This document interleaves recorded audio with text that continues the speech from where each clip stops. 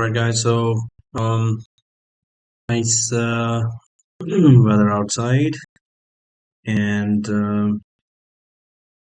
we're going to start with the AWS Transit Gateway Lab. Uh, so we may have talked about this before, and it's AWS Transit Gateway, and there was a comparison that last time also I mentioned, and that was here difference between VPC peering and Transit Gateway. So it would be a refresher then to just go for it again a bit. Just says that VPC peering connection is a networking connection between two VPCs that enables you to route traffic between them privately. Instances in either VPC can communicate with each other as if they are within the same network. Right? So peering we did already. And advantages are low cost since you need to pay only for data transfer, no bandwidth limit, and disadvantage is complex at scale. So if you have lots and lots of VPCs, then it becomes a little more complicated. Each new VPC increases the complexity of the network, harder to maintain route tables compared to Transit Gateway. So when it's like 10, 20 VPCs and route tables connecting to all, so it becomes more complicated and kind of unorganized. No transit routing, maximum 125 peering connections per VPC. One VPC can make connection to 125 maximum other VPCs or peering connections. One VPC can make peering connections, and peering connections are actually made to other VPCs. The Transit Gateway, so what's the difference? Is a fully managed service that connects VPCs and on-premises networks through a central hub. So that above we can say kind of mesh topology where they are connected with each other like a web, and so there's nothing central about it. But when it comes to Transit Gateway, so that acts as a central hub without relying on numerous point-to-point connections or transit VPC. So yes, the above one would be considered as point-to-point connections, one connection here, one connection there, one connection there. While this more seems like for a much bigger environment, you can use the Transit Gateway, where as the diagram also shows that there is region 1 here with VPC1, VPC2, then there's region 2, and there's VPC3, 4, 5, and 6. So total 6 VPCs here. So there's a Transit Gateway that is connecting to Transit Gateway C, Transit Gateway 2, which is, and then Transit Gateway D. Then there's the main Transit Gateway here. So this Transit Gateway is connecting region 1 two VPCs with two head offices, and each head office has direct connect and the other one has site-to-site VPN. It can take all kinds of connections, and then it also then can go for much more complicated topologies and let them be organized together. So if this is, we're seeing 6 VPCs, 2 head offices here with variety of connections. So direct connect is obviously a lease line that is supporting a lot of bandwidth and is pretty expensive as well. So big companies would go for lease lines from their branch to the nearest data center of AWS, right? And that is over the internet, site-to-site VPN that you can make connection to Transit Gateway. So not only Transit Gateway that it takes all kinds of connections, but it also gives a central hub or acts as a central hub for many much bigger environment in a very organized way. The advantages are simplified management of VPC connections, each spoke VPC. So hub would be the central one, and the spoke would be whatever is connecting to the central one. And each spoke VPC only needs to connect to the transit gateway to gain access to other connected VPC. So they have to connect to the transit gateway to make the connection to other VPCs.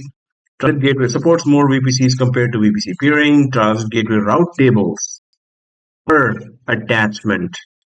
Wow, for fine-grained routing. So we're going to be working on route tables a lot. We're going to have to be very careful here.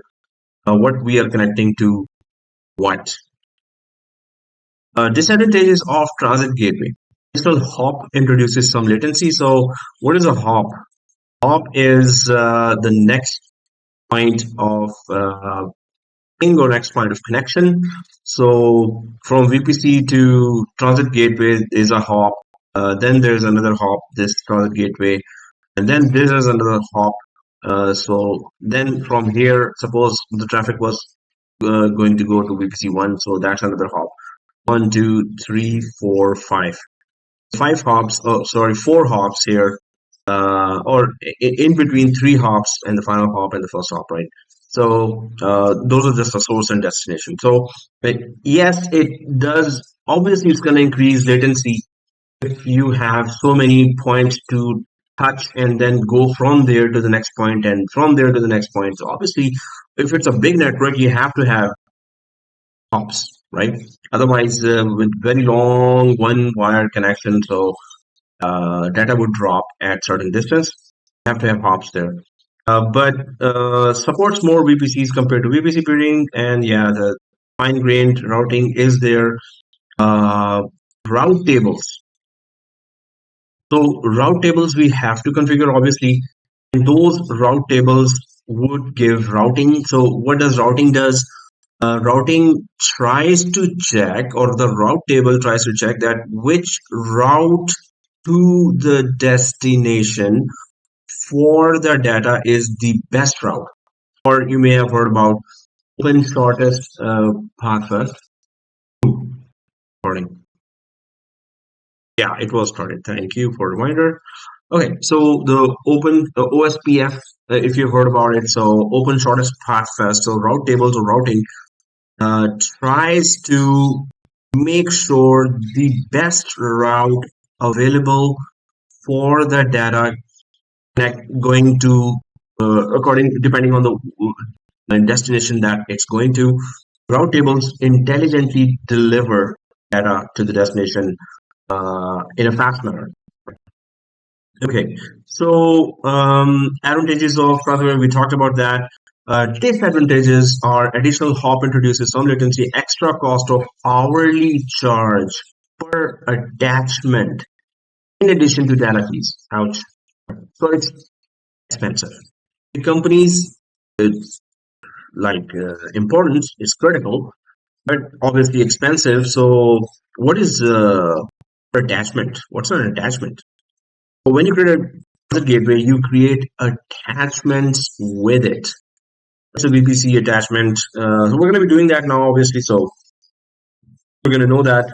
But transit gateway basically has to be attached to a VPC. So that attachment is going to cost per hour to the company.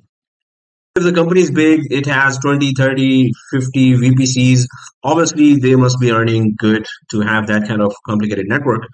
So yeah, there's an hourly rate for that. That's what they're saying. Okay, so connectivity options, key differences would be connectivity options and architecture. Peering is full mesh, one-to-one mapping, target gateway is hub and spoke. There you go. And transitive routing, peering not supported, TG, transit gateway supported. So transitive routing, what is transitive routing? If transitive routing is that if A supports B and B, if A is connected to B and B is connected to C, then A can also connect to C as well directly. Transitive just means that you can connect or send data continuously to other destination, uh, as a direct partner. And it doesn't have to really know extra information about, oh, you want to connect again, you want to connect to this one. Transitive just means that if A connects to B and B connects to C, then A can connect to C as well. Basically, that's what it means. But transitive just means that it's easier to, or it's faster routes are then chosen to get the data to its destination with the help of transitivity. Now, what it means. So, if we go down here further, we see here network connectivity. Peering supports inter-region and intra-region VPCs connectivity. Transitive gateway supports inter-region and intra-region VPC connectivity as well. Pretty much the same thing. And complexity peering is more complex. We already saw that. Scale peering up to 125 active connections. Transitive gateway goes up to 5,000 attachments per region. So bandwidth limit, peering no limit. Transit gateway up to 50 Gbps burst attachment. So transit gateway is more. It supports bigger environments. So obviously it's going to be um, there would be some bandwidth limitations there. And latency, cost, visibility, monitoring, security group. So we did talk about the other stuff as well. Um, so latency, peering is lowest, transit gateway is slightly higher. VPC peering cost, its operational cost is high for data transfer when it comes to peering. The gateway, data transfer, data processing, and hourly per attachment, operational cost is less. So overall, in a more complex environment, peering costs more. In a more complex environment, transit gateway, which is made for complex environment, the cost is relatively less. Visibility and monitoring, VPC flow logs. So yeah, through log files, you can just what's going on with log files. Peering security group cross-referencing, peering supported, transitive gateway not supported. Uh, yeah, so we can create security groups there, but cross-referencing just means that one security group connects to another one, um, or supports the policies or block of the other one. So that's transitive gateway has more complexity. So uh, the security group then does not really support that. The um, we can say across VPC rules or allow block. So that information is not really exchanged between security groups. Uh, so we need to still make more tests to actually check this claim. So overall, what we see that transitive gateways for bigger environments. So that's what we are intending to do. We're going to go for three VPCs. We're going to create three VPCs there. So I'm just going to go ahead and draw this morning class. Huh. And now here,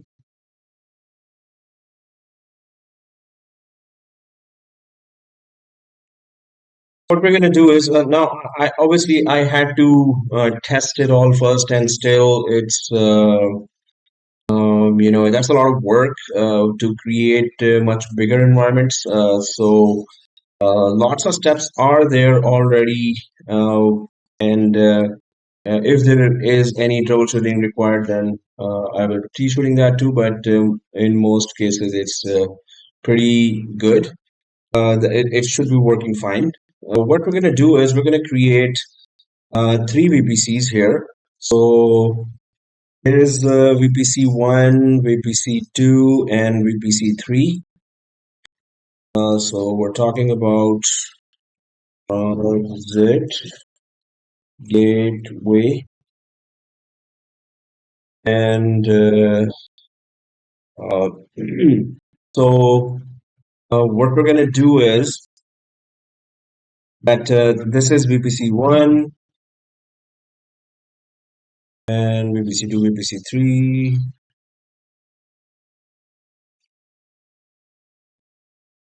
Now this year they changed many of the labs and added new labs as well. So that was really telling me. And the morning courses, like I've started 5 in 1 course, 5 courses in one, like Extreme Server, Azure Active Directory, SharePoint, Intune, MDM, right? So those courses, because in my job environment, I take care of all those applications. So no lab I had to create here with AWS. Wow, man. Though we have a little of AWS in our company as well, but very little for Microsoft Shop. Anyway, we're talking about Transit Gateway, and it's VPC 1, VPC 2, VPC 3. We're gonna go for, and there in the VPC, obviously, we will have one subnet as well. So we're gonna go for a subnet, and that subnet, in fact, we're gonna go for 2 subnets for each. So it's gonna get really kind of messy. So here and here, Messi or Mbappe. Oh no. Okay. Yeah, so World Cup fever is still on. So those are public subnet, private subnet, right? Public subnet and private subnet. So public subnet and private subnet.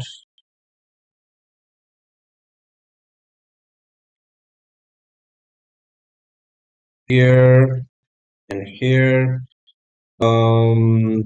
Also, obviously, public subnet. We're just making a bit more bigger environment. The main purpose here would be to connect the environment to each other. Uh, Now here, the main purpose again is that end game. What is the end game? End game is that the virtual machines inside uh, this, those can ping each other, right? And or ping or remotely connect to each other, right? Now that said, how can they remotely connect to each other? If there are 2 ways, we can create actually 3 ways. We can create peering between each other, right? We're not going for peering, obviously. So if peering is not there, how can we make them connect to each other, right? So then there is that our hero of today is Transit Gateway. So we're going to be creating a Transit Gateway, and that Transit Gateway should be making connection with VPCs, and through that connection, each VPC will be talking to the other VPC. For that, obviously, if everything goes well, then we should be able to make some connection of virtual machines across the VPCs to each other. And that's why uh, there are so many components that will be added here. I'll just start adding those. But the end game is this, that virtual machines are supposed to be talking to each other. We're going to be creating SGs here. So virtual machines, VMs.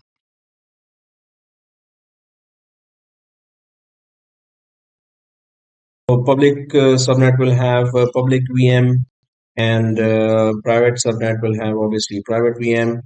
Although this is the map, but we're going to go for the minimum creation, a minimum most creation. Uh, Also, SG will be there supporting some kind of traffic. So obviously, it will be C389, at least we should be able to make communication with each other.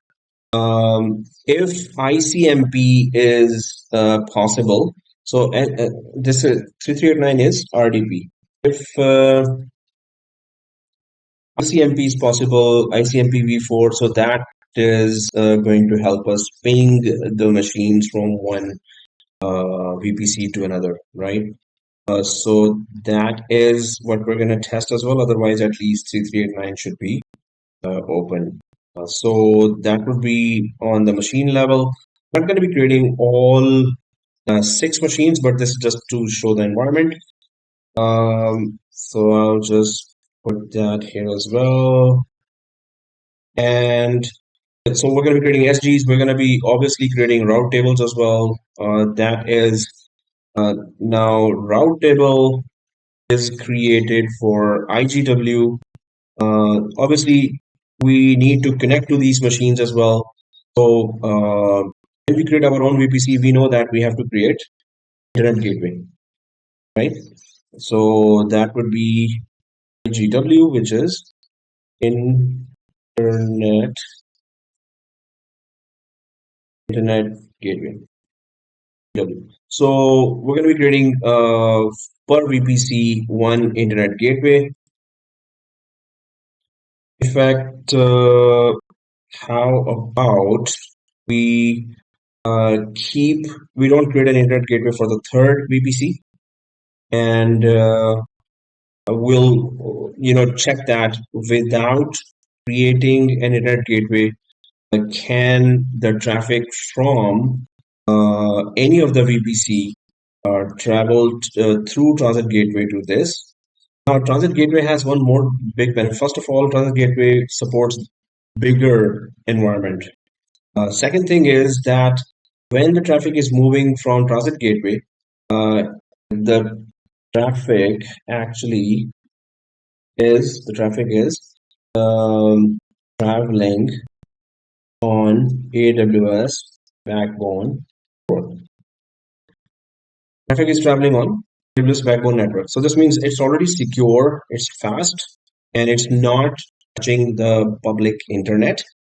It's moving to through only AWS network. And routing is enabled, so from one VPC to the other to the third, the traffic should be available.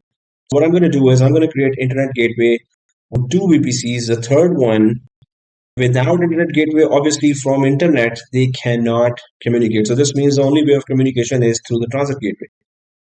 So if I make a connection here, and from there I can make a connection here.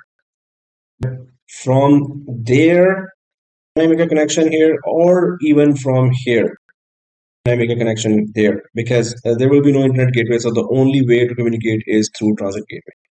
So we're going to check all that when we are configuring transit gateway, when we have configured properly the transit gateway. So this probably so other than that, I'm just going to check the list on my so create 3 VPCs, 3 subnets, yeah, and I'm just checking the whole list and then checking if there is anything left to put in the lab. Route tables, yes. Actually, I was going to talk about route tables, but then I started internet gateway. Obviously, how would the internet gateway even work without the route table? So the route table has to be there for internet gateway work.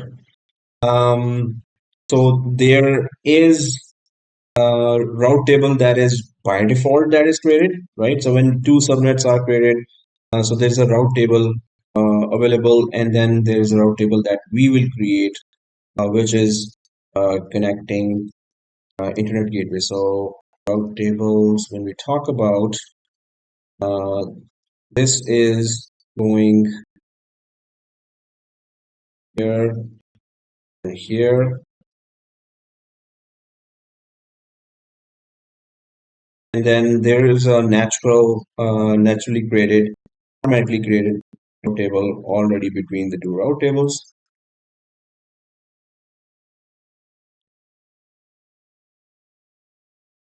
Okay. Now when this whole environment is created, obviously, first I will create without the transit gateway.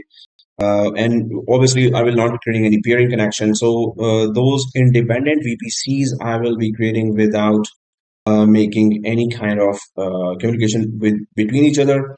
Obviously, they should not be able to communicate with each other without either the peering connection or transit gateway. Then we're going to start going for we're going to create the transit gateway.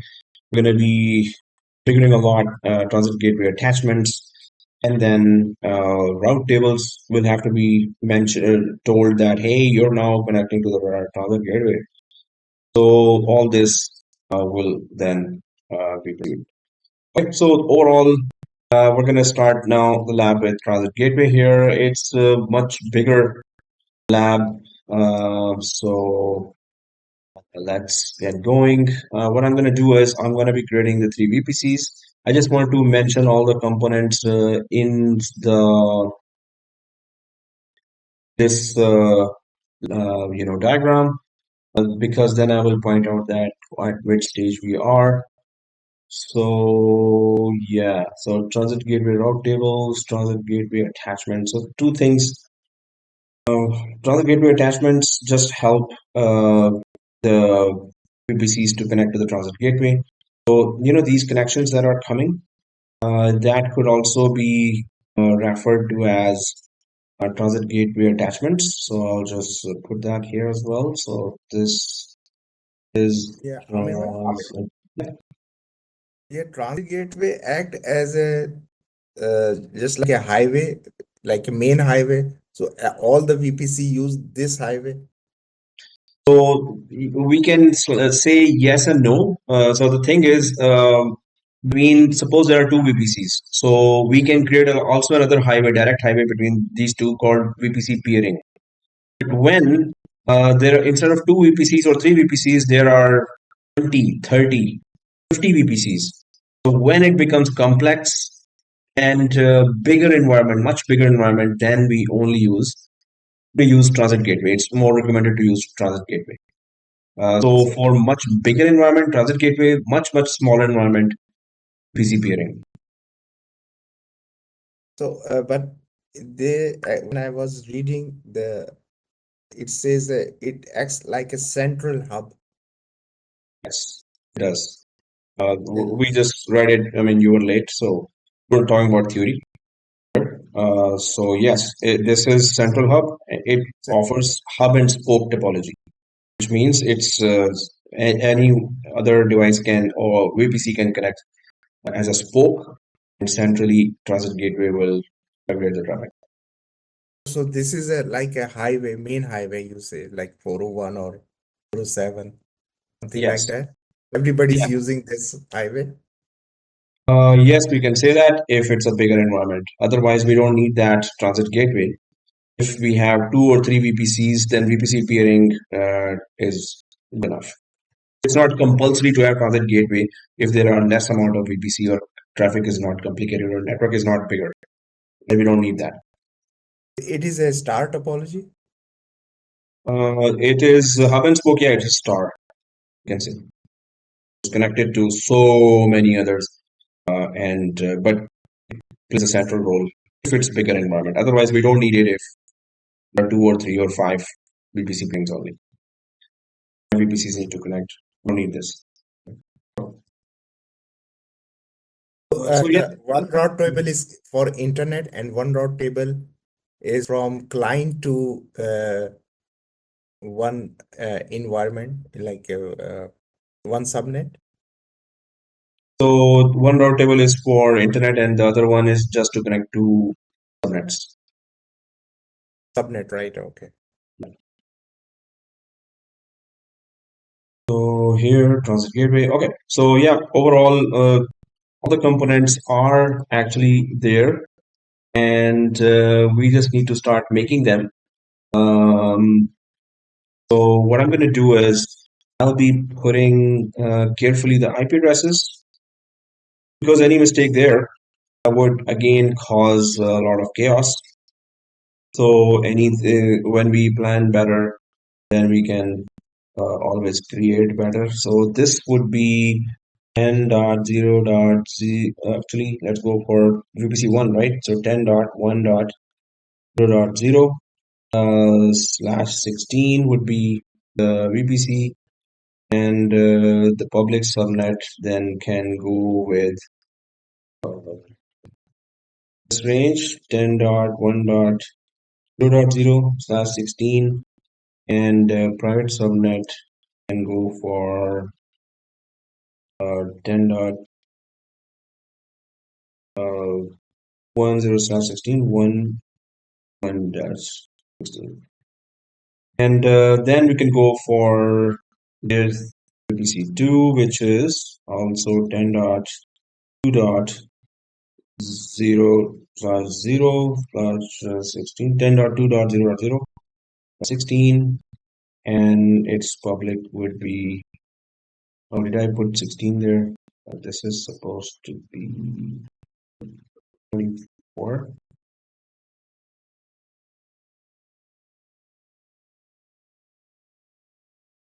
And that is supposed to be also back 24. So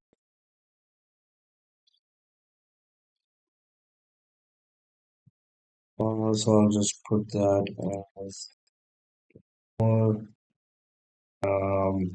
This private would be, although I'm not going to be creating just more to show that that's how a big environment can be configured, or can prove that transit gateway work with even lesser amount of components created there. If I go for 10 VPC3, so it will be 10.3/16, and its public, and that would be 10.3/24, and private would be 10.3.1. Oh, here also I need to put 1 and slash 24. So in IP addressing, normally you have to be very, very careful. I'll just read and move from here and go for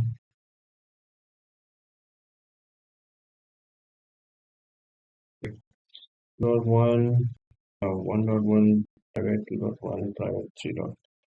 And public 10.11, 10.100, 10.200, 300.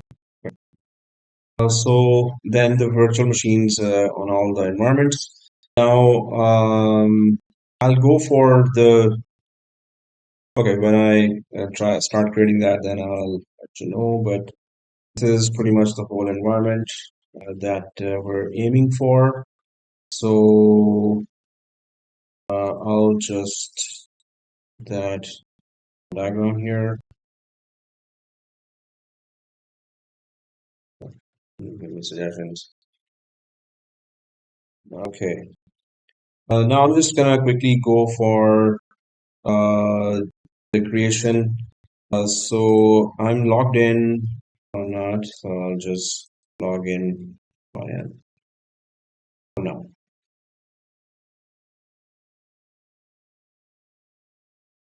Okay, so I'll click next, and there's something wrong with your request, clear your cookies, and root user.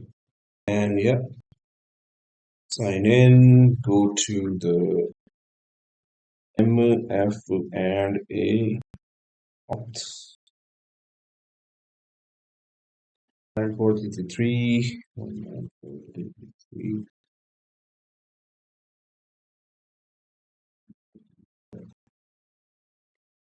So once we are inside, I took a big hit last time, and was thinking of troubleshooting the environments way back when I was getting a lot of issues during the lab here. I forgot to remove those environments for I think 10 days or 15 days.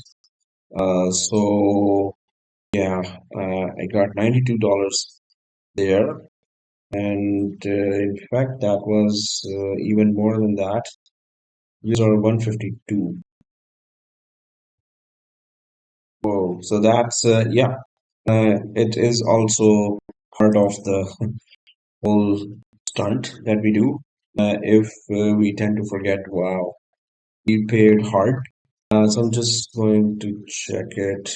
4 cents right now, and for two. So yeah, as an administrator, a cloud administrator, we have to be very, very, very careful what we do. And yes, we cannot afford to forget. This is a lesson for production environment, especially where all the jobs are about cloud. And you create something, you have to know, you must understand that you're responsible for the underlying cost because you're that technical administrator who created it.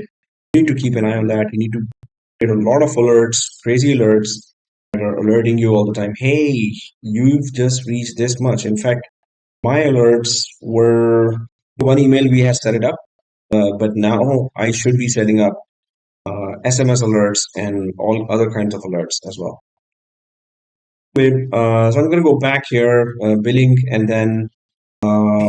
I'll just. Amir bhai, Mhm, we mhm. already set up a SMS in the beginning. Yes.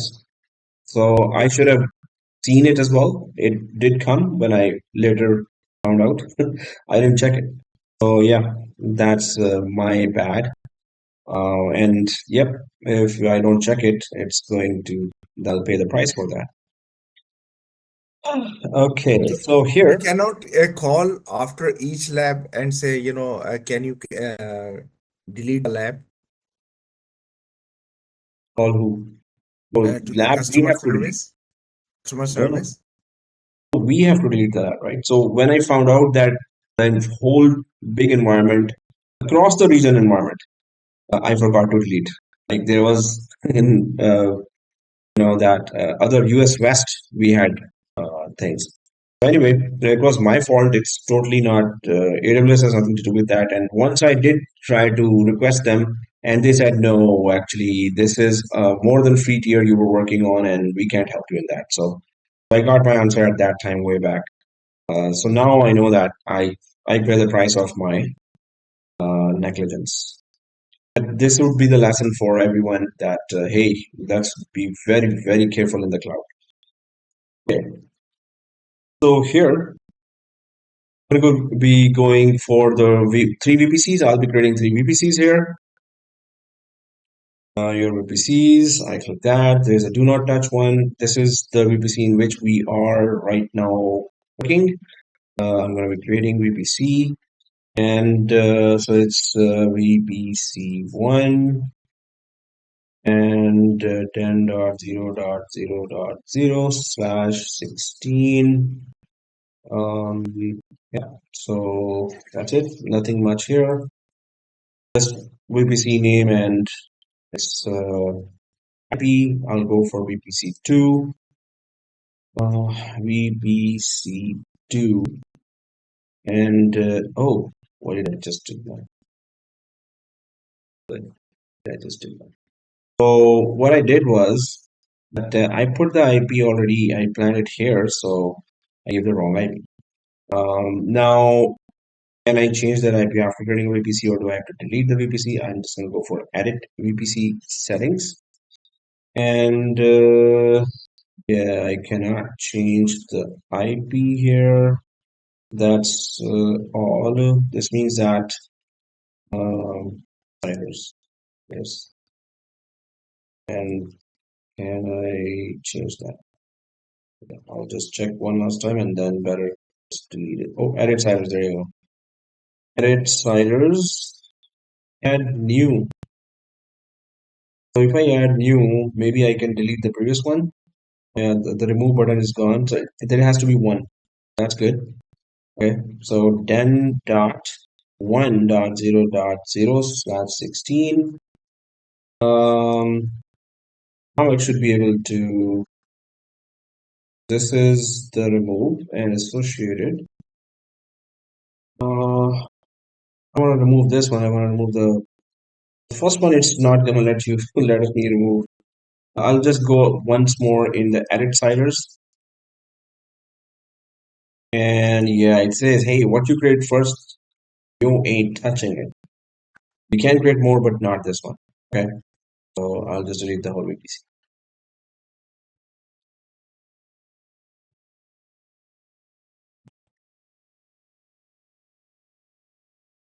And quickly create a new one, VPC1, and this time be careful, 10.1.0.0/16, VPC1, 10.1.0.0. VPC, then VPCs will go for VPC2. So VPC2 is 10.0.10. Again, I'm doing the same thing. 2.0.0/16. VPC2 10.2.0.0/16. VPC3 10.3.0.0/16. Okay. So for VPCs, I'll go for VPC3 here. 10.3.0.0/16. 3.0/16. Yep, good. And create VPC.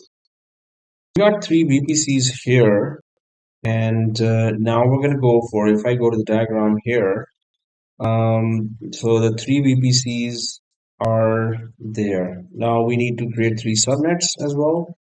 So it would be, I'm going for Public public subnets, and huh? public subnets.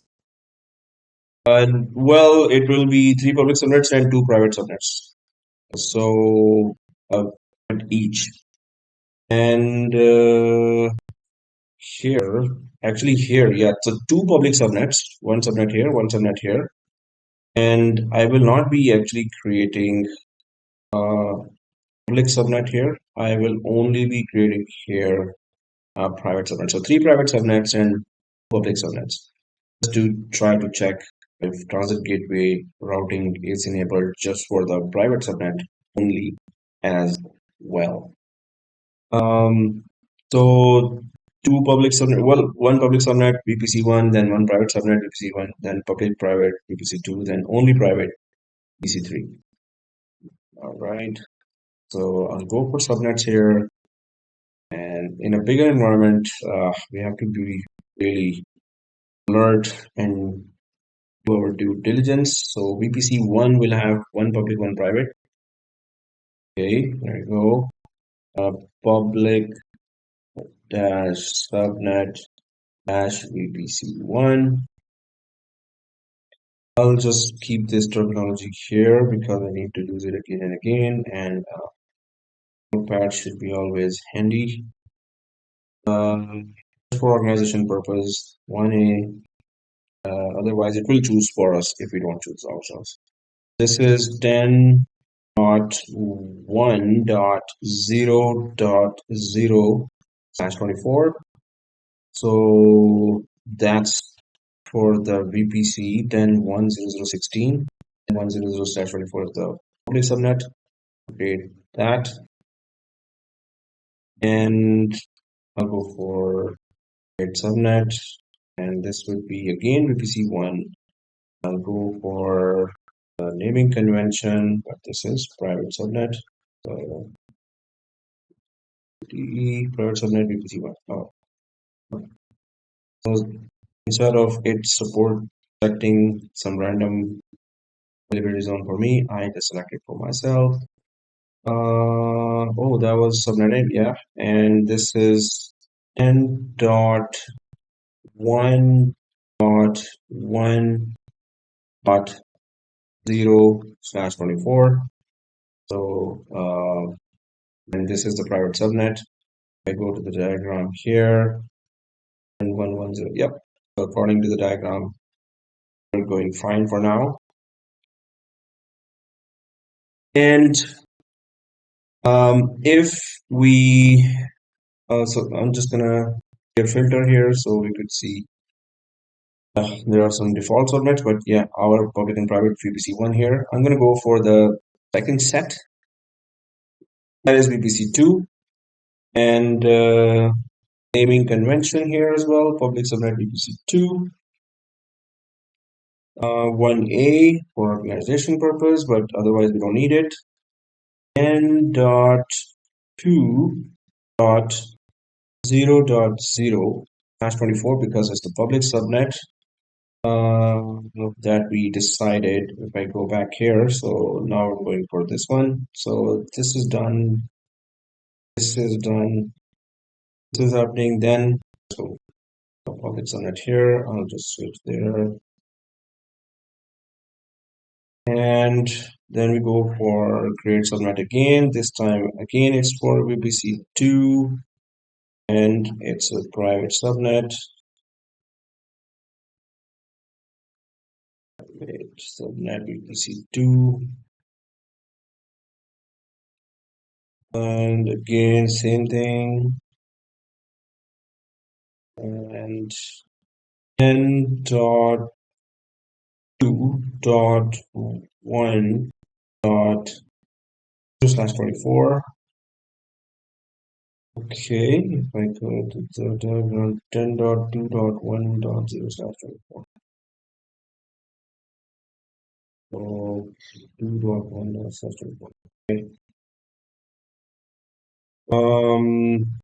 Then if I clear filters here, and now it's kind of clear here.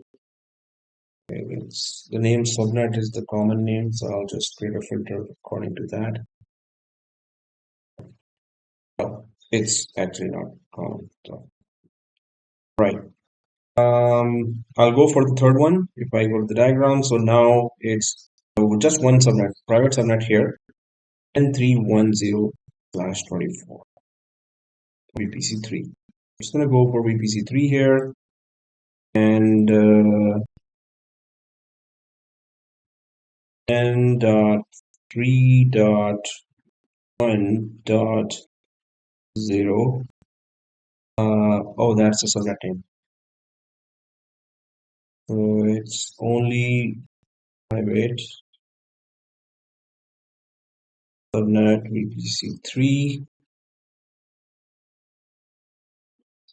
and again just for organization, and here N.3.1.0/24. Okay, so this is 310/24. This is only subnet. Just gonna click subnet here. ONK. So we got a PR, PU, and PR public subnet. These are the private subnets and PU.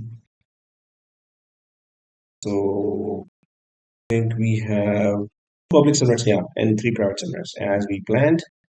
So that's what So, we created. I mean, why we don't need a third public subnet? Just to test if so here there's an internet gateway, right? So internet gateways will help us connect even from through internet gateway to the machines.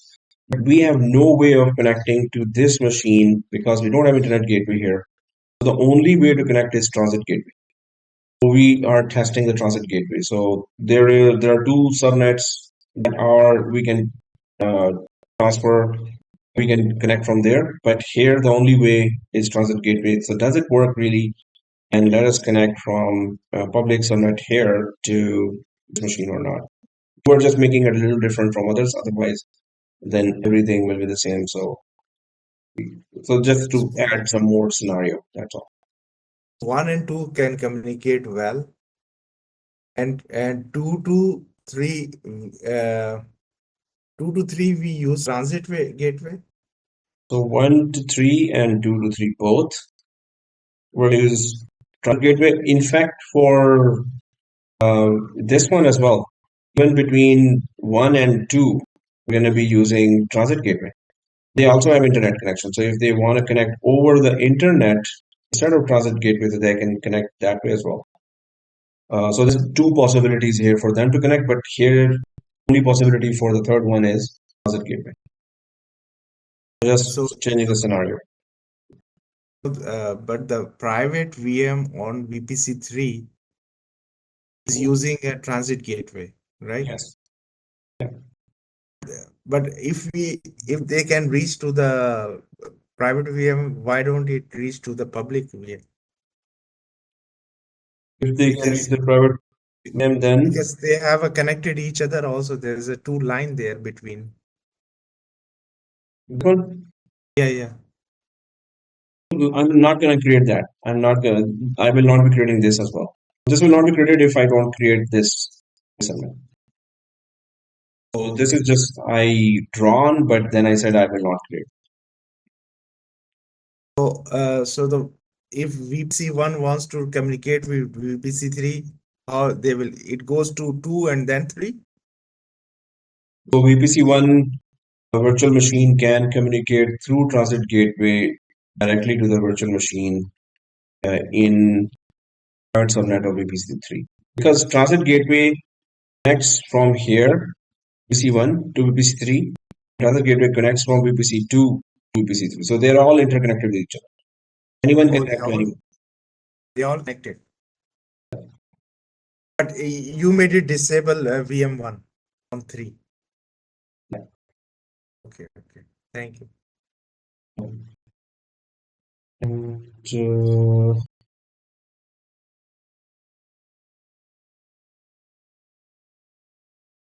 it's two-way traffic. So here, once we have created all the subnets, um, now we need to create those EC2 instances on all the subnets. There will be, okay, before that, obviously, we haven't created the internet gateway on both of the VPC 1 and 2. So we're going to be creating internet gateway and then obviously the routing table that will connect the internet gateway. So if we go there,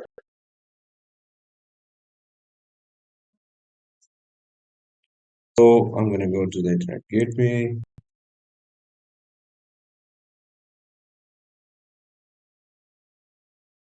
check, create internet gateway, and IGWAPC1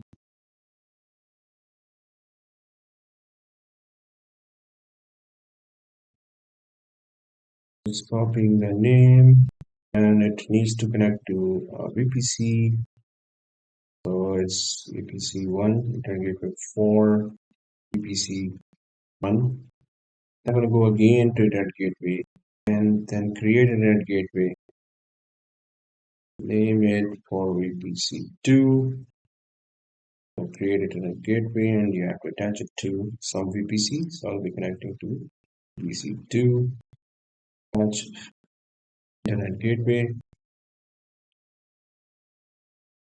Now, if we see the diagram, so the internet gateway here created and here dot created, and now we need to create the routing table to connect internet gateway to the public subnet here.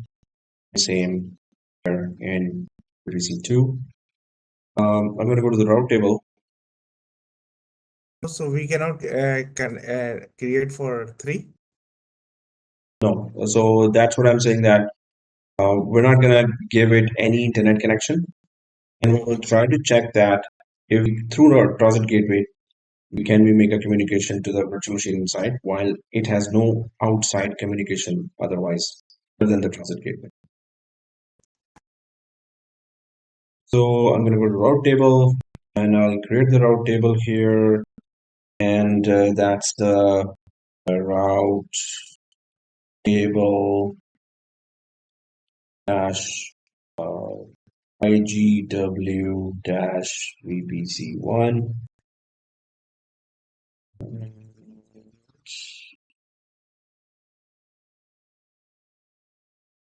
And so that will be connected to VPC1, this route table. It will work for VPC1. I'll create route table.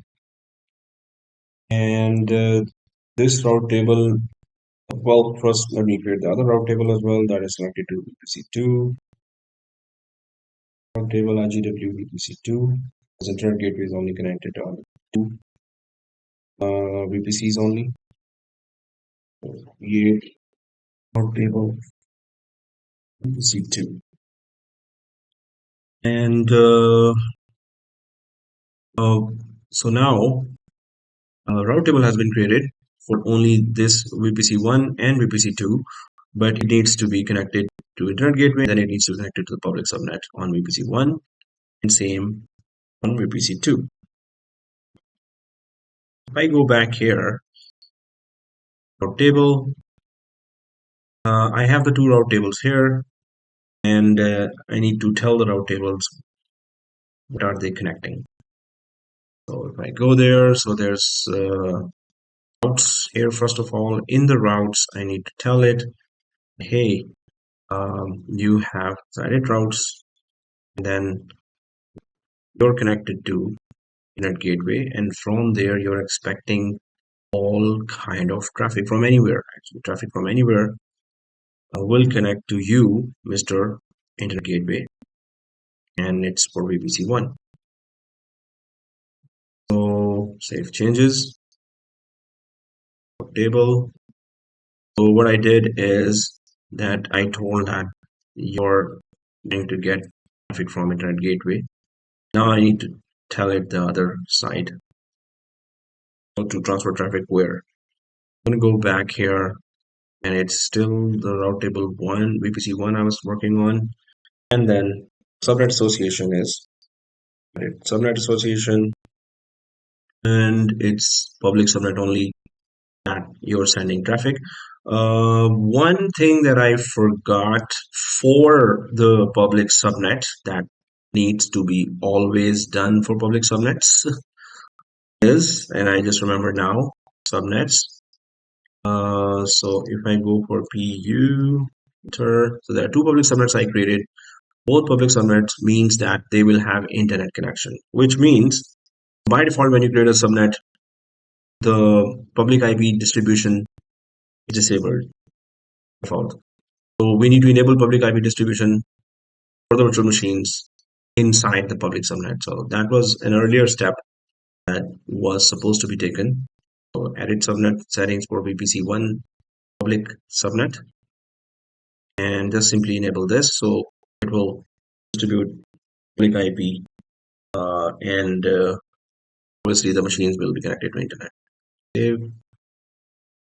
I'll go and do the same thing for the other subnet, then I'll continue with route table. Where do we have actions? Subnet settings, enable.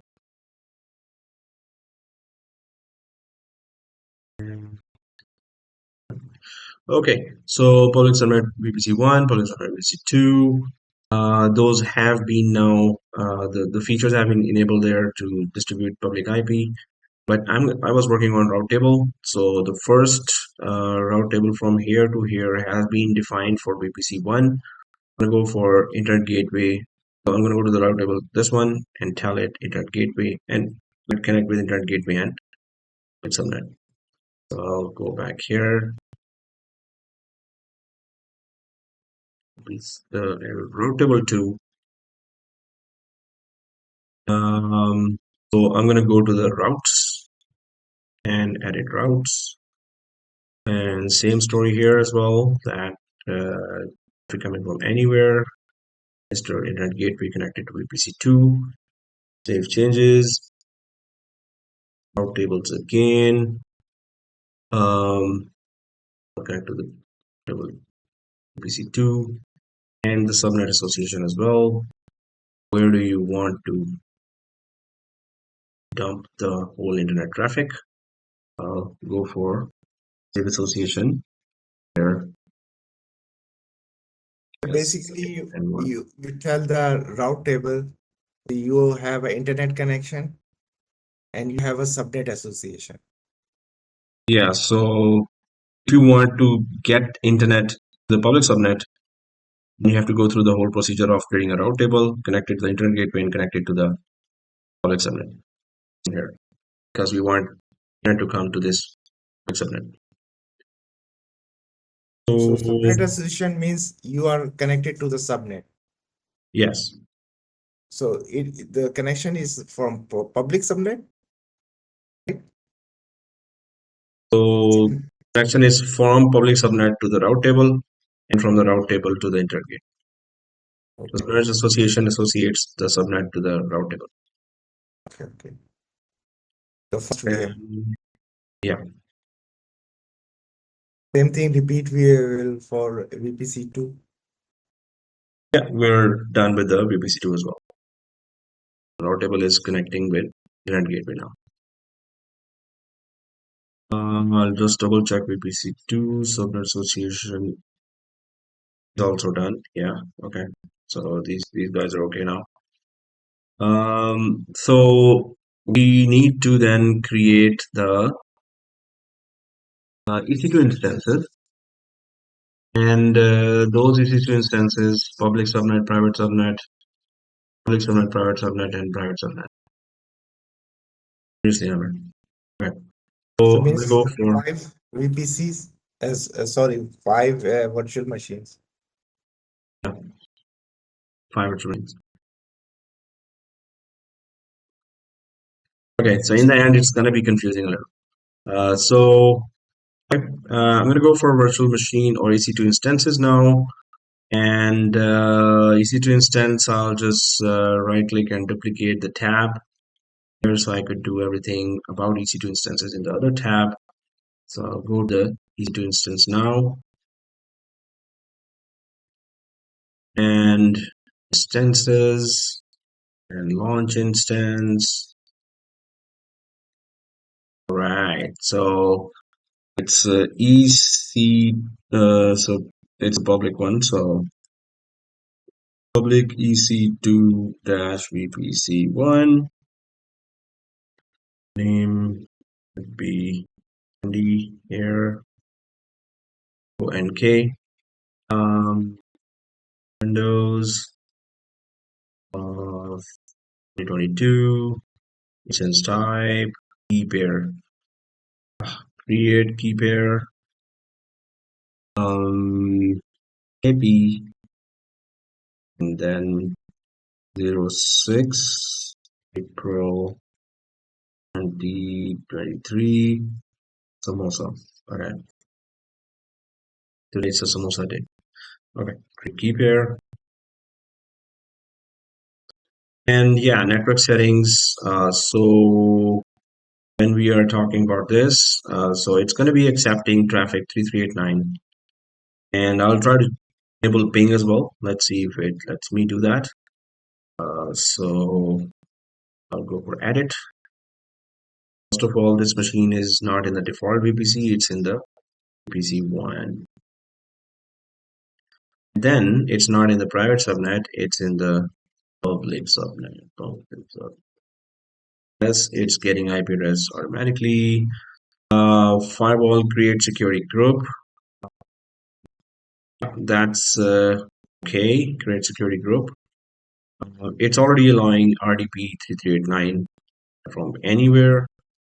Um, and I'll try to add RDP as plus another security group rule. I'll just click that. And RDP is already added, but I will add here ICMP. ICMP, all ICMP, custom ICMP, all ICMP, IPv4. Yeah. If you are creating a security group, you have to name it, right? Otherwise, it's go to the default. Whatever name is there, it's gonna be named that way.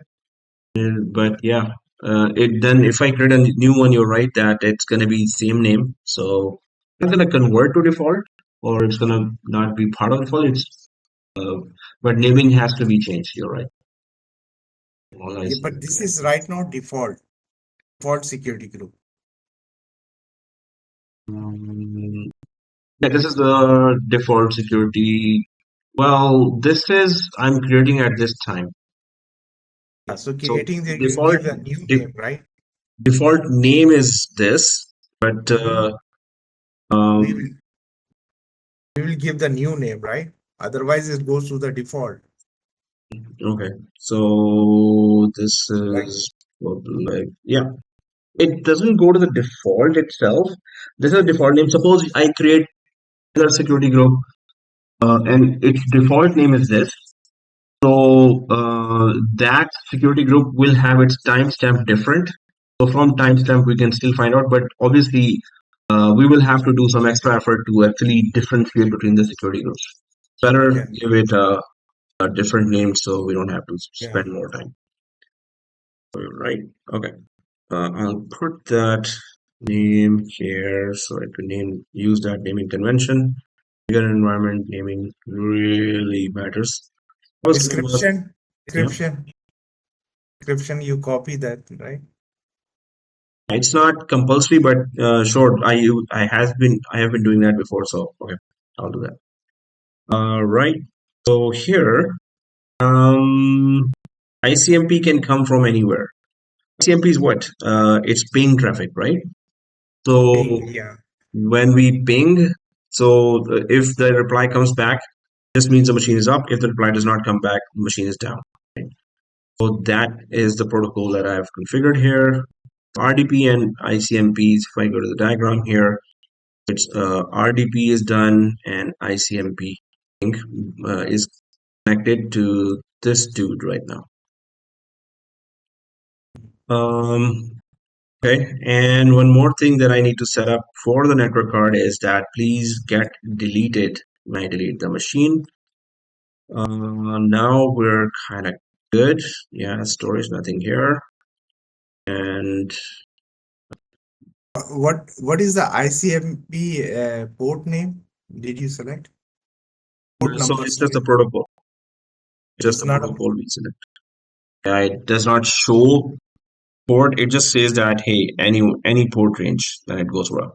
You can ping from anywhere and does not have a specific. That's so anything. What is the port number for ICMP? Although in cloud specifically, I had to use port number, which runs on port number one, Internet Control Network number one. It is, but normally it simply lets us select in Azure as well as AWS. It lets us select this only the protocol, and port is understood by the cloud in the background. Okay, yeah, we're good. We're good. We're good. We're good. We're good. We're good. We're good. Okay, good. So I'll just create public EC2 VPC1 launch instance.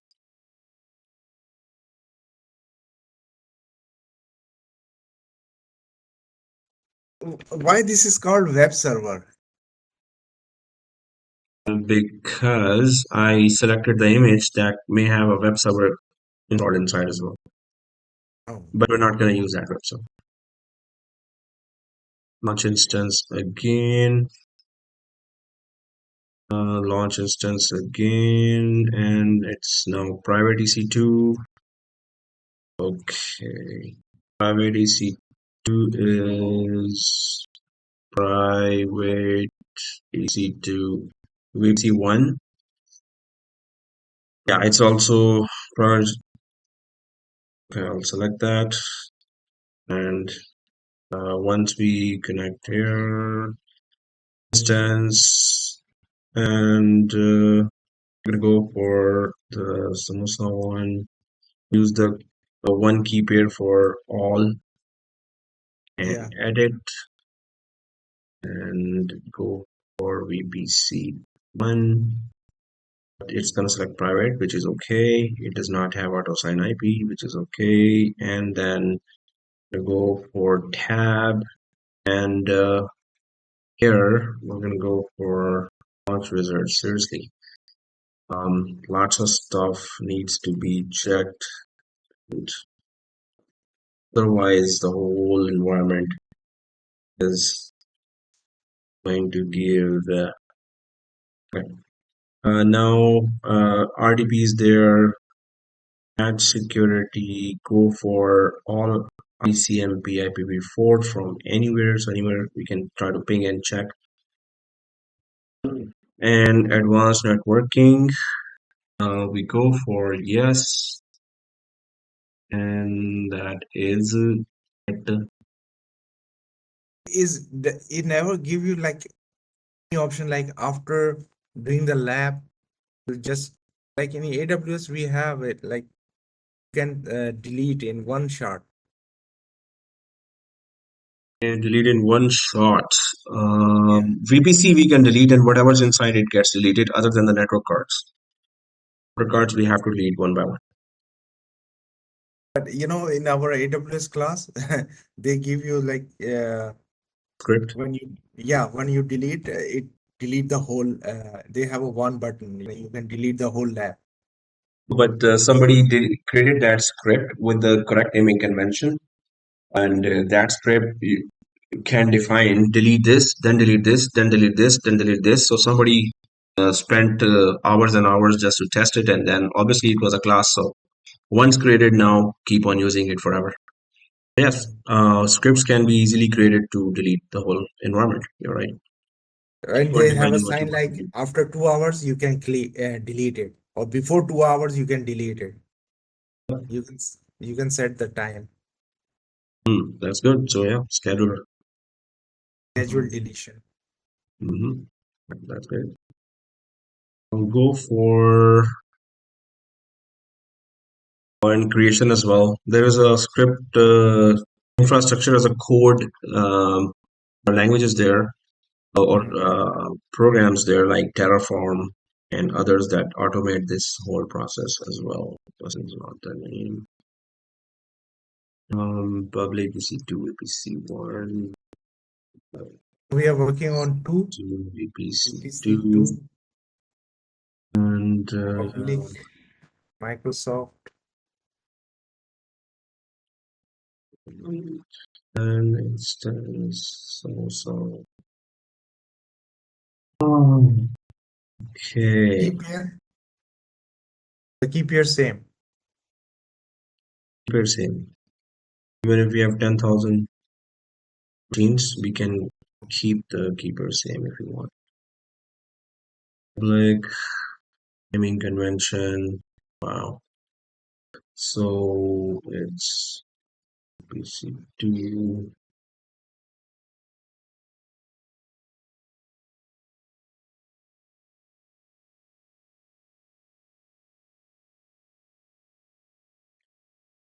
And at security group, I all ICMP4 anywhere. And advanced rule, select yes. So that would be the public VM for VPC2 within the public subnet. Okay. Launch first.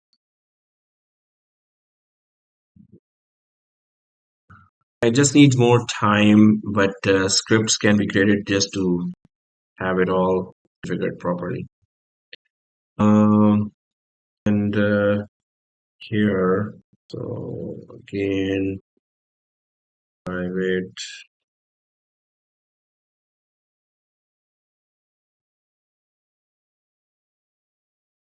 private EC2, EC2,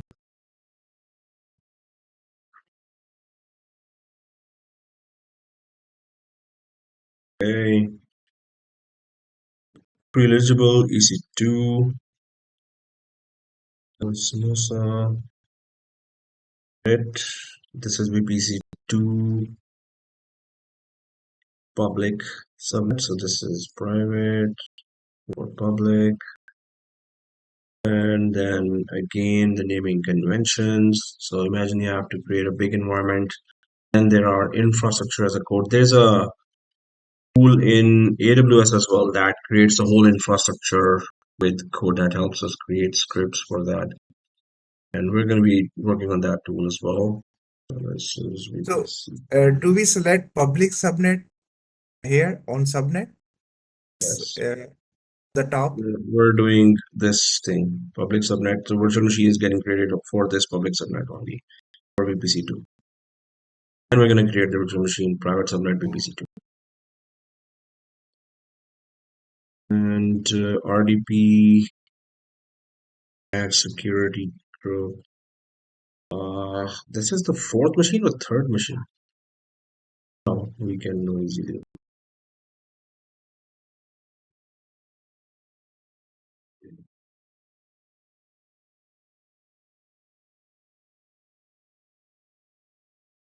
Three machines are created. This is the fourth one. So this is not supposed to be public. This should be private. VPC2 public is created. And this is supposed to be the private, not public. Okay, Should be a private one. oh yeah, I did mention private. Okay, so it was here that I wait. It's good. So private. Hold this app can be configured in. I think there's AWS Formations or something like that as a service. We'll be working on that, but can create the whole thing as a code here. The code. Um, okay, so there's RDP there. Then there is ENP anywhere, so ping from anywhere. And again, the same thing. Select yes for termination. Seriously. Anywhere. Private. Okay, fourth machine, and then the final machine after this.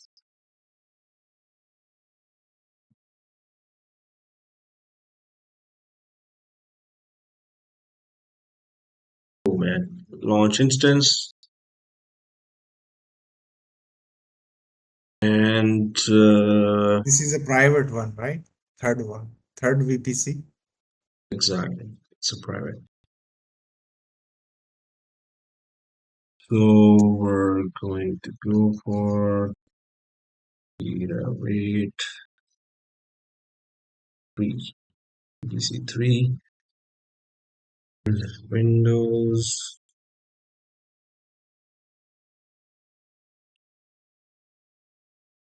To prepare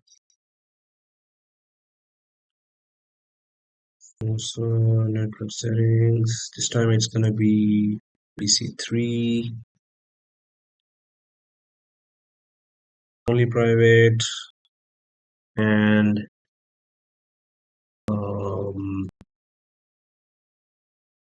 this time launch wizard is for 3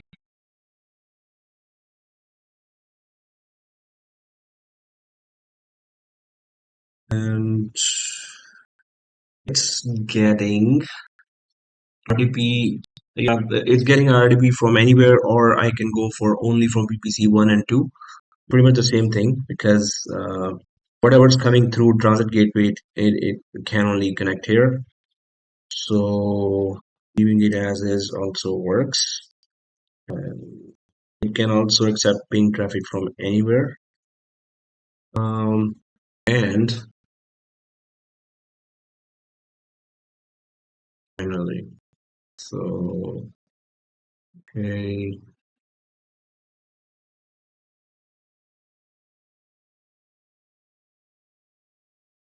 private.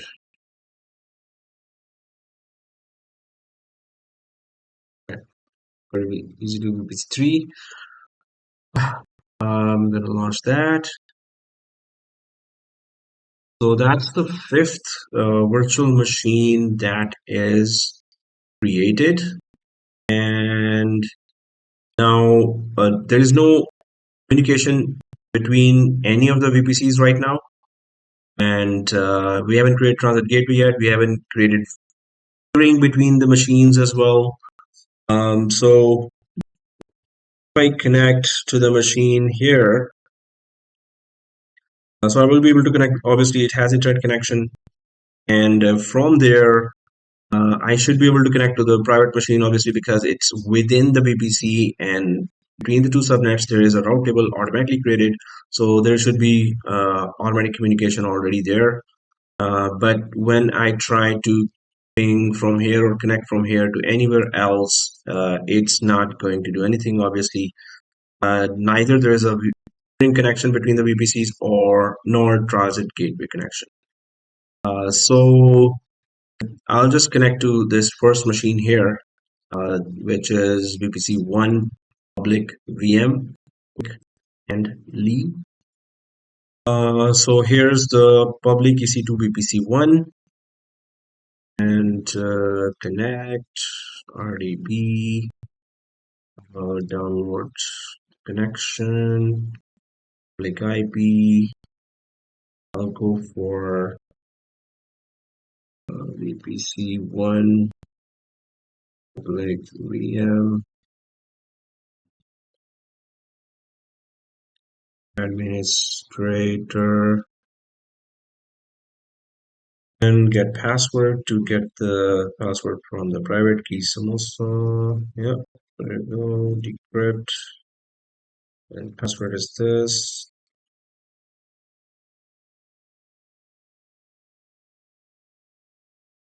Okay, so that's VPC1 stuff, and I'll just go ahead.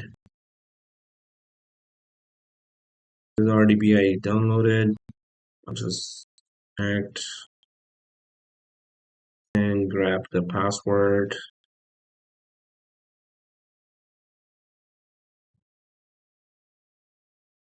Yes. That's just a start. Because I have internet connection here as well. There's an internet gateway here. So not only I can connect here, but I can directly connect here as well for my laptop because it has internet gateway, obviously. So we know that, yes, this way we can connect. No big deal here. So what we can do is from here, we need to onwards now start creating a transit gateway. And that has lots of steps of its own. So I'll just check it out. I'll be lining up some of my notes on the other screen. And even last time, for a side-to-side VPN lab, I think I had my notes on left side, but there was just one small step. Root propagation was left, and the whole lab was stuck, and it was not pinging from one place to another. Uh, Otherwise, everything was done. So it's always one small step. Uh, no step is small. That's what we can say. So now we're going to create the transit gateway.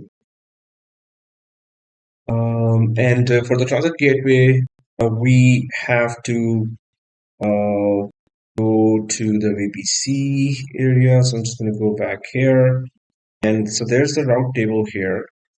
And yeah, so we're in the VPC dashboard. That's where we should be. And then I'm going to go way down to there you go, the transit gateway here.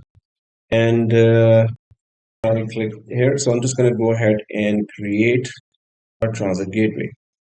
So it's not a very straightforward process. It is because a bigger environment, so each and everything must be connected perfectly. So obviously, any small mistake, and there you go. Again, uh, all steps are big.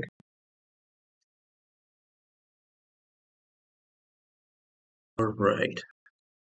So transit gateway. I'll just go for here, transit gateway. So I would know that this one is to delete, although I will just have one transit gateway. And here, now these are the options of for transit gateway. ASN, autonomous system number, is just to discover each other a bigger environment. So there was that. Okay, Transit Gateway had opened installed Transit Gateway differences. So there was another node that I had opened, so I'll just go for that. Oh, there we go. So we were talking about Transit Gateway, so there's a very good detail here. So any big environment you will see, sure, no problem. Thank you. No problem. All right, so here, what we're going to do is that we're going to, um, you can attach all your hybrid connectivity, VPN and Direct Connect. So this is the whole environment that Transit Gateway connects to. So what I'm going to do is, what I was going to say is that from this Transit Gateway, we are this transit gateway ASN numbers actually make sure that suppose there are multiple transit gateways, so they can detect each other, they can discover each other that what is the route there with their ASN numbers. So we don't really need to give ASN number to our transit gateway. We will AWS will populate that itself, and so there is no need for that. I'm going to go ahead and the other options are that DNS support should be there. Obviously, by name access should be there. VPN ECMP is also there. So suppose we are using VPN and ICMP we have already enabled, but ECMP we don't really need that. This would be equal most multipath routing for VPN connections that are attached to this gateway. So if we have VPN connections, then it's going to make the connection stable.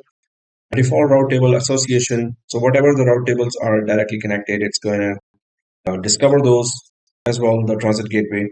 Default route table propagation. Propagation is that let other route tables also discover the routes that transit gateway are dealing with. Right. So that's what it is. Multicast support. We're not using any load balancing here. We're not doing that. Auto accept shared attachments. So what is that? Shared attachment is that you have this VPN attachment, there is gateway attachment, there is VPC attachment, VPC attachment showing here. So attachments are whatever VPC is attached to the transit gateway. You have to configure a VPC attachment there. So that's a separate step that we're going to be taking. Uh, so I'm going to, it just says that whenever we are making an attachment, just auto accept it and don't, create any issues for us, or just smoothly let the attachments connect the VPC attach to the transit gateway. So then transit gateway setup block, we don't need to give any IP address scheme here, but we can if there is need for that. Otherwise, AWS normally handles that. So I'm going to create that transit gateway now. Once the transit gateway is fully up and running, then we're going to be creating attachments. And those attachments will be then for VPC1, VPC2, VPC3. So all VPCs need to be attached to the transit gateway. And it does take a little time. So we can take, I think, then it's going to be taking 7 to 10 minutes. So let's come back in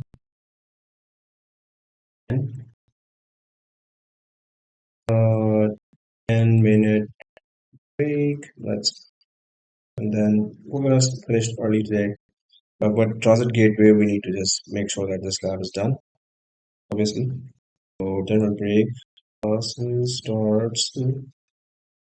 Gateway takes a bit longer time to connect. 4:45.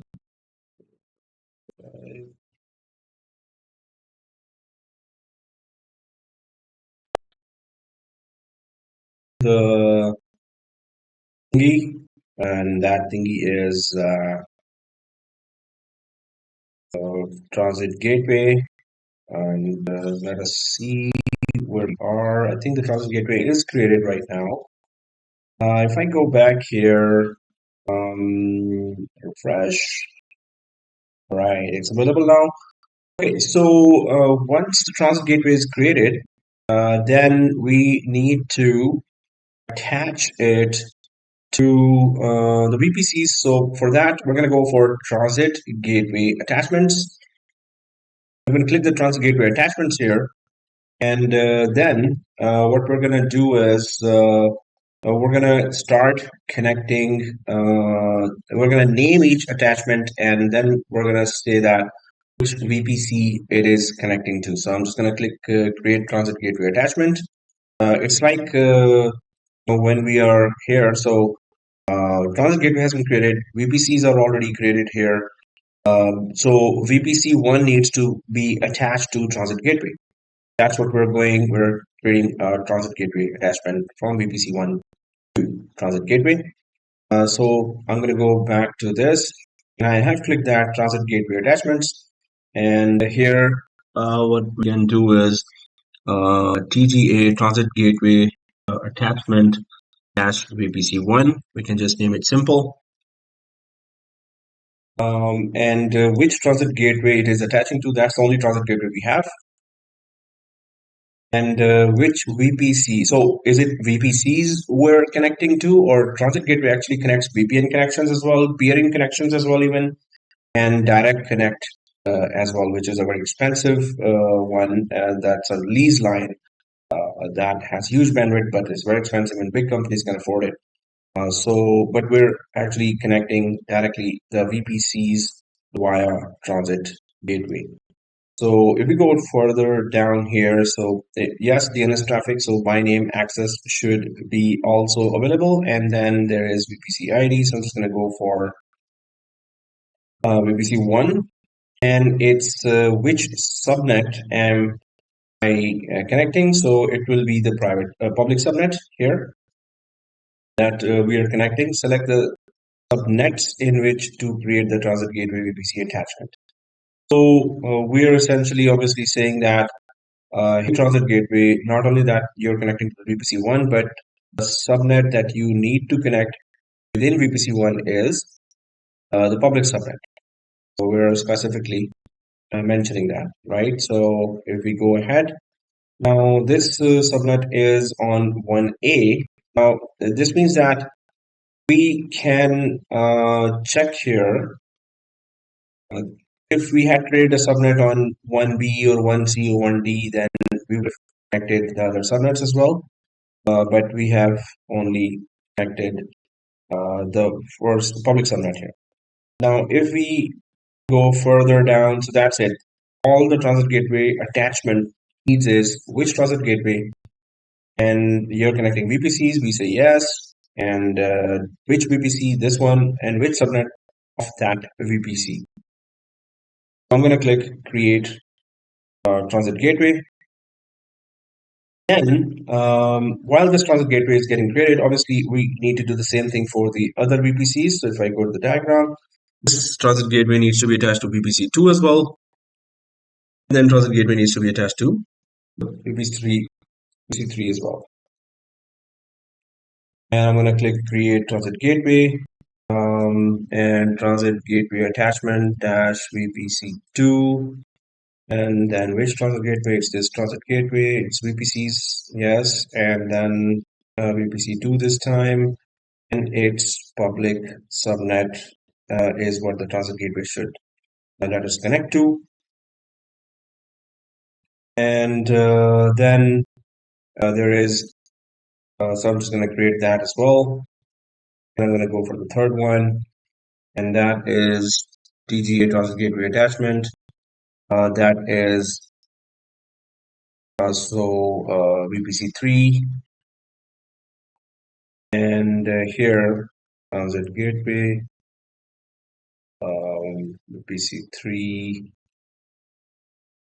VPC3 only has private subnet, and I'm just going to click transit gateway here. I'm gonna remove all the filters. So the transit gateway, uh, three transit gateway attachments have been created as well. Just waiting for them to be available. So they're getting created.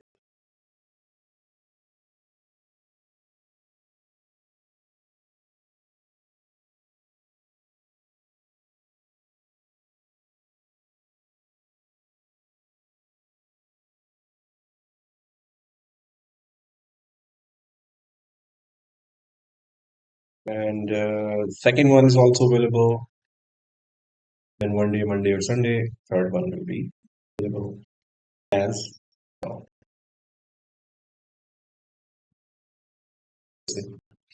Okay, well, this is going on now. What we need to do is we're going to be connecting, we're going to be telling the route tables.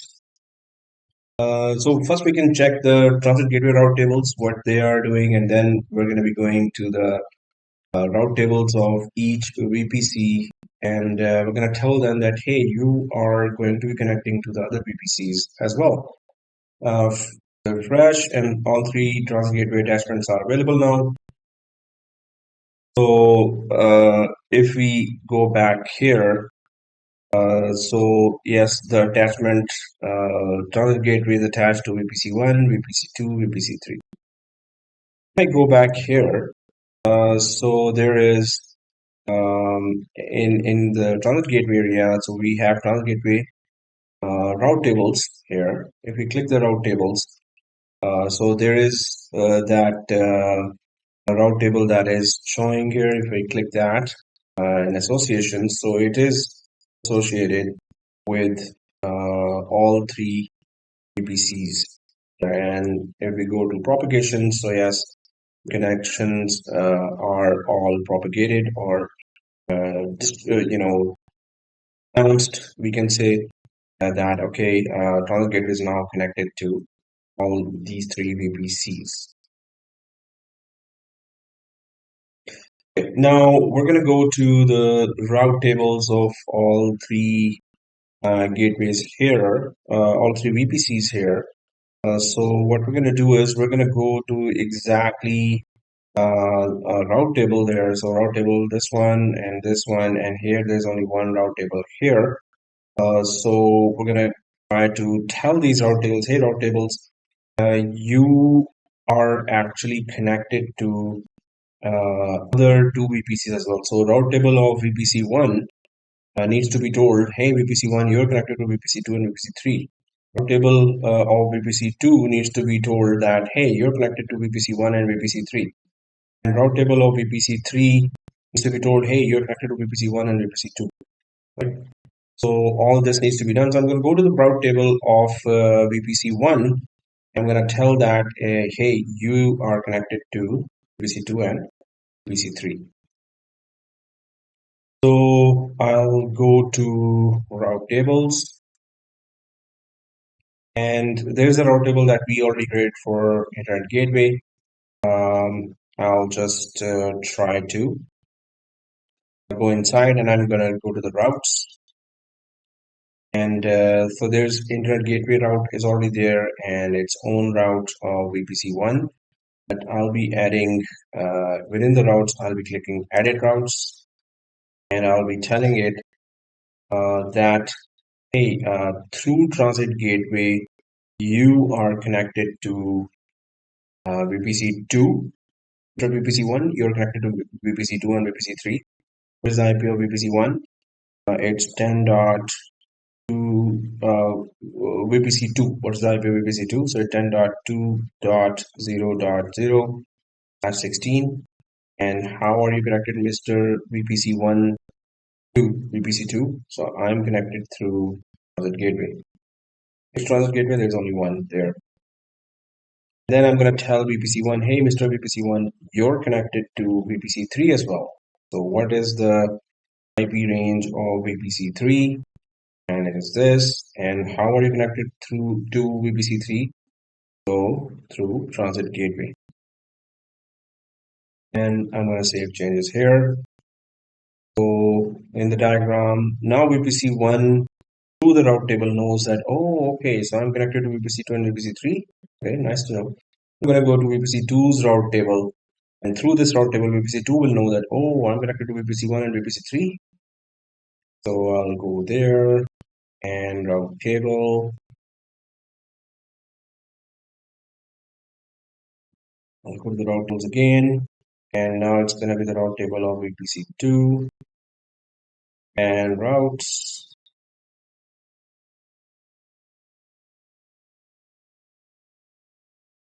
and routes. And again, this is VPC2, so it needs to connect to VPC1 and 3. So it's 10 dot, so 1 is 10.1.0.0 and connecting through Transit Gateway. And then VPC3 is 10.0, 10.3.0.0 and again 16. And then there is Transit Gateway.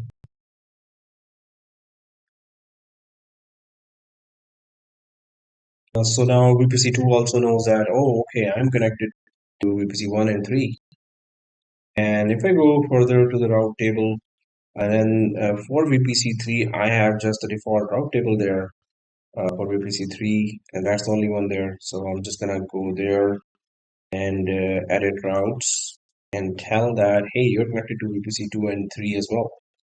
So VPC2 IP range is 10.2.0.0/16, and it's connected through Transit Gateway.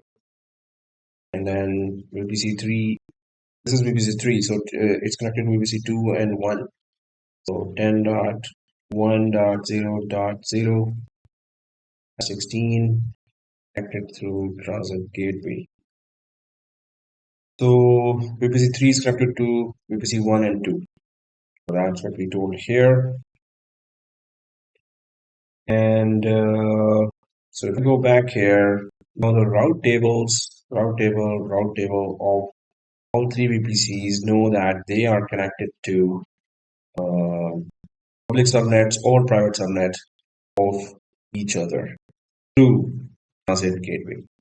So what we can do now is just to check it out and check out the Transit Gateway related stuff, which is that we are already connected to this machine. So what we can do is we can check that are we able to RDP into this other uh, machine, and from this machine are we able to RDP into the third machine here. So I've already RDP into from my laptop. I'm connected to this. So from here, I'll need to go to the public subnet, public VM of VPC2. Um, so I'll just go for this.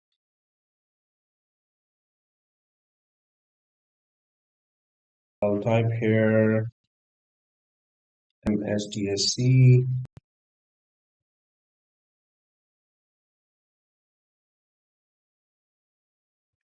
Need the public IP of that machine, of this machine, because I'm here. I need the public IP of this machine, right? So go for EC2 dashboard and then public VPC2. So I need information about this. RDB client.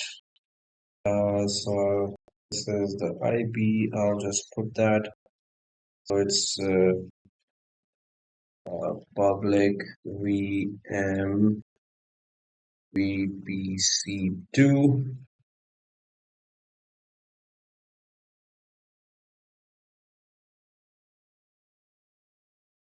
Administrator.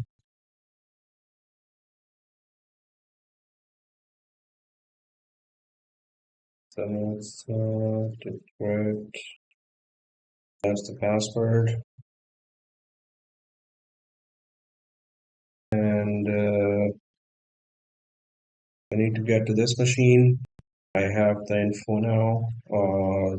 So it's here, and get the so it's the public IP.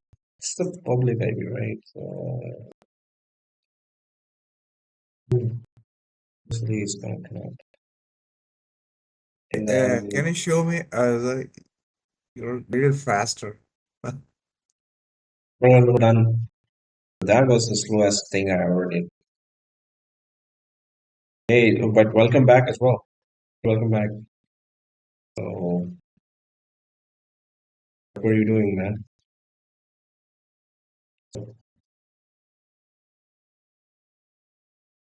Yeah. I'm connecting from that machine to this machine. Which machine to which machine? Um, this machine to this machine. Then I'll try to connect from this machine to this machine. Uh, okay, so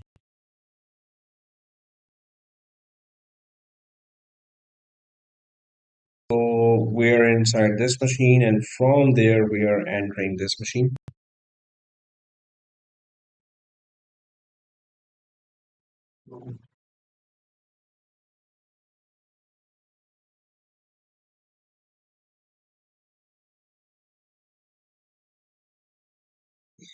The other machine is open, but we need to also go to this machine, the private machine, and for that we need to have information about the administrator and private IP and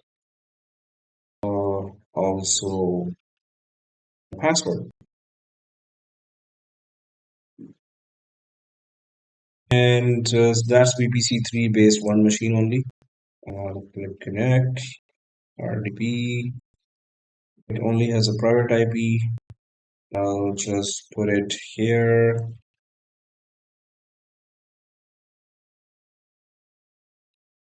VPC3, and it's private VM,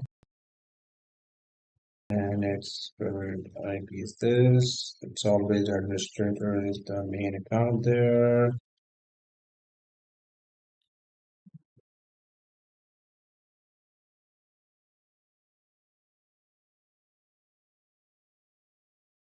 Samosa, and I'll put the information here. So now,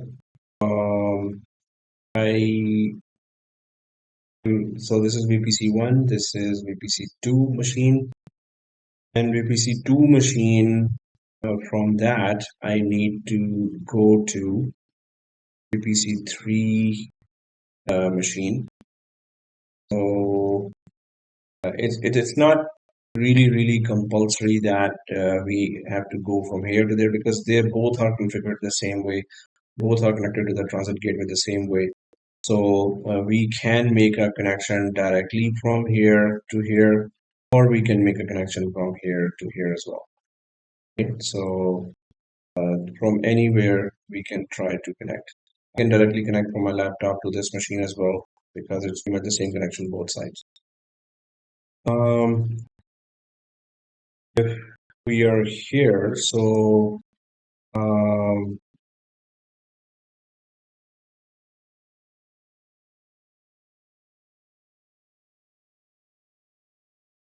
so inside this machine, I can create that MSDSC or remote desktop connection.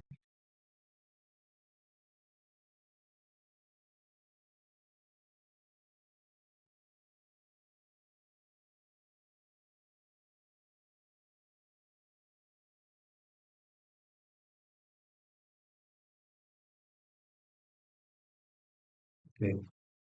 And yeah, so this is the whole machine here. I'll just expand the machine inside machine.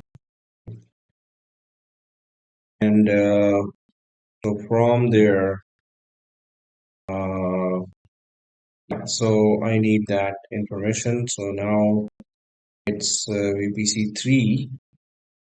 It has a private IP and administrator.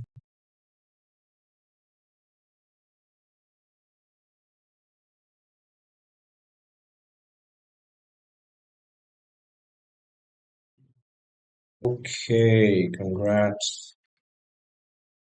So that was a private IP-based virtual machine and the administrator.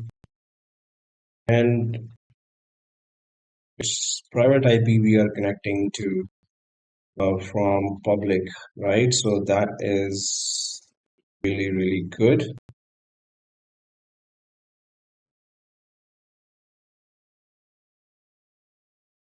So this is the third machine that we're connecting to now, right? So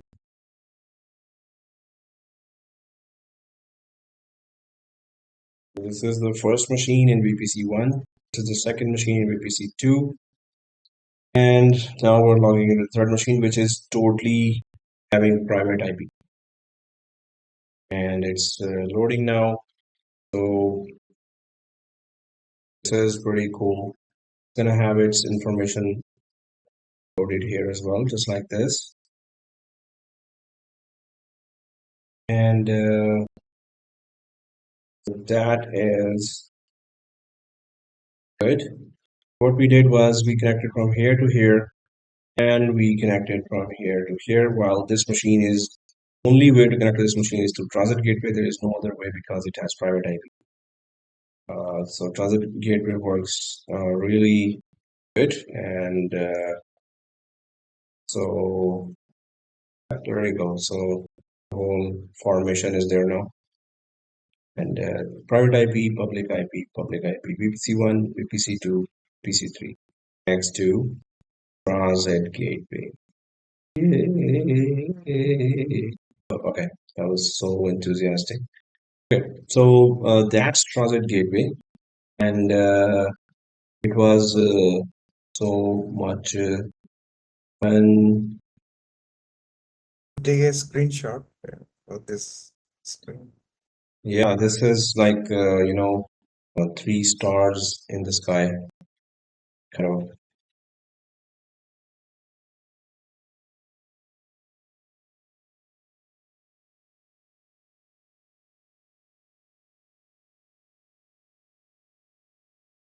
Right, so and it looks like this.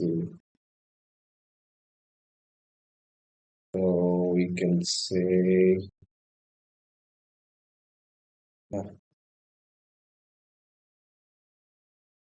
Transit Gateway works.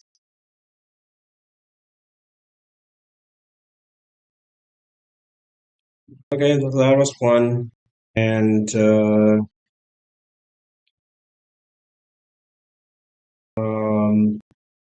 so what we can do is that it took me all night to really remove all the errors. And today, when I changed some of the topology, I mean, like some of the scenario as well. Last night I checked, tested it with internet gateway on all three VPCs. Today I just reduced it to two VPCs internet gateway because with internet gateway it's going to be so easy. But without internet gateway was a challenge that then it totally depends on transit gateway for any kind of communication from VPC 2 to VPC 3. And so transit gateway let us connect to the third one as well. That was the fun part there, and it works easily. Now, yeah, we're good. So yeah, I was so tired. All night had to work, and then morning class, and then this. So let's give ourselves a break and connect next week. And I'll upload this video. And nice weekend, and enjoy the nice weather. Thank you, sir. Thank you. All right. Thank you. Bye bye.